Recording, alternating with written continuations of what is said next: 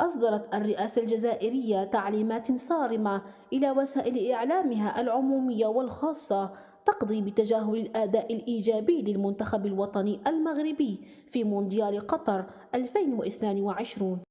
ووفق ما أوردته صحيفة مغرب انتليجنس، فإن هذه التعليمات وجهت أساساً إلى وكالة الأنباء الجزائرية علاوة على وكالة الأنباء الحكومية الجزائرية، فضلاً عن التلفزيون الجزائري الحكومي وفروعه المختلفة.